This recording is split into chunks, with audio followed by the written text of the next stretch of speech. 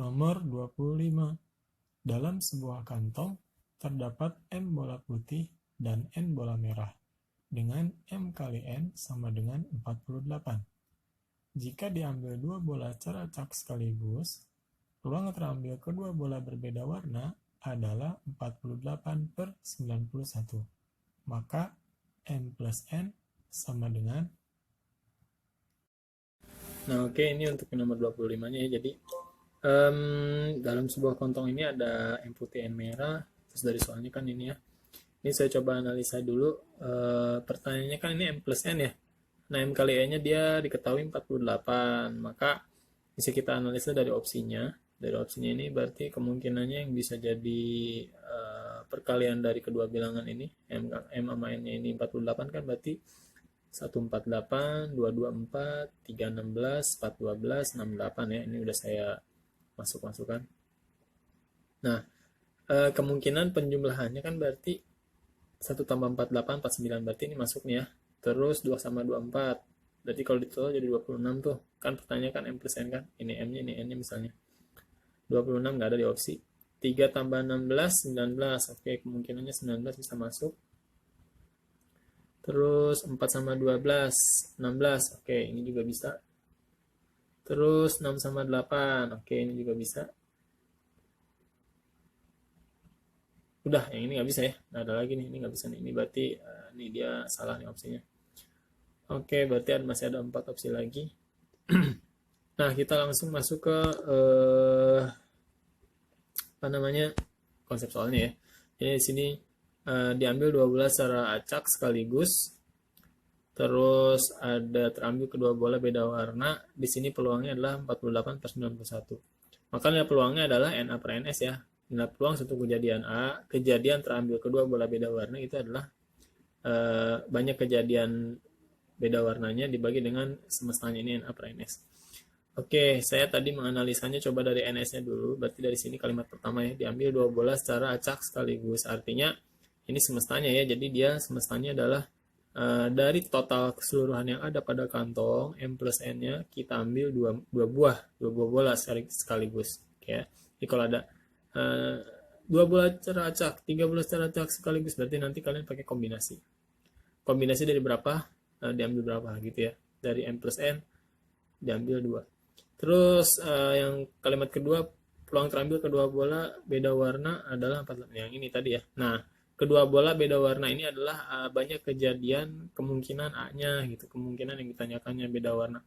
Kalau beda warna itu kan berarti antara satu putih satu merah atau satu merah satu putih sama aja ya. Jadi di sini karena dikombinasi nggak mikirin urutan, kita ngambilnya ya satu putih satu merah juga nggak apa-apa. Berarti di sini satu putih satu merah.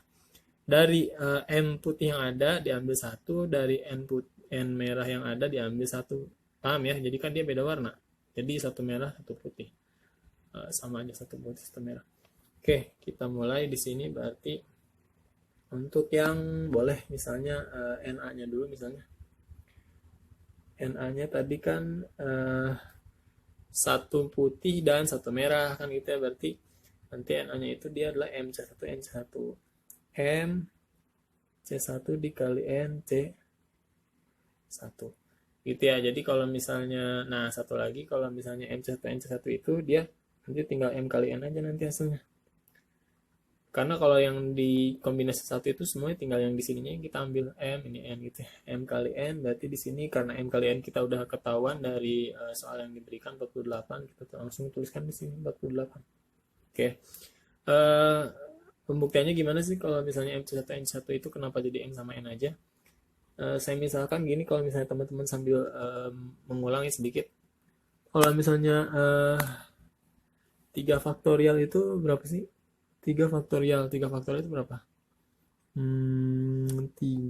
kali 2 kali 1 gitu kan ya?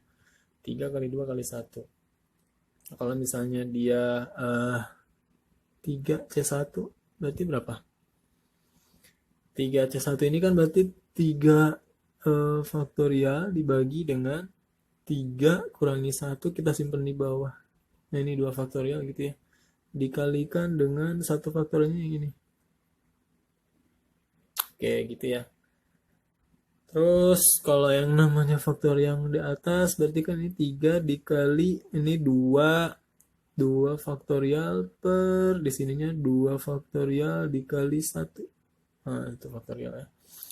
Jadi kalau misalnya di sininya 2 faktorial nih, ya berarti ini kita berhenti sampai 2 faktorial kan. 2 kali 1 itu 2 faktorial ya.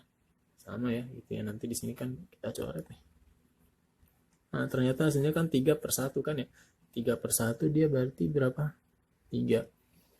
Ya 3 per 1 jadinya 3. Maka diambil yang di sininya aja nih yang diambil angka depannya. Kalau misalnya dia 4C1 ya berarti 4. Paham ya? Jadi kalau misalnya dia cuma C1 aja kalian nggak usah banyak menguraikan, langsung aja tuh dia dapat 48. Selanjutnya adalah kita mencari NS-nya. Nah, kalau NS ini rumusnya adalah yang tadi ya, kita dapatnya apa tuh? M plus N C2. Oke, ini berarti M plus N C2. Sama dengan cara membentuk teori kombinasi, ini kan berarti nanti sama kayak yang di sini ya, sama kayak yang 3 faktorial ini. Berarti kan yang atasnya ini M plus N faktorial. Ini 3 faktorial, 3C1 berarti 3 faktorial. Ini M plus N C2 berarti M plus N faktorial. Dibagi dengan ininya dapat 2 itu dari 3 kurangi 1. Maka yang ini M plus N kurangi 2. Ini berarti jadinya M plus N kita kurangi 2 lalu difaktorialkan. Oke ya. Selanjutnya adalah dikali dengan ini. Ini kan tadi dia 1 faktorial, yang ininya aja ya. Kita ambil juga ini 2 faktorial. Dikali dengan 2 faktorial. Oke, kita lanjutkan lagi. Maka di sini nanti yang atasnya itu sama seperti perubahan yang di 3 faktorial ya.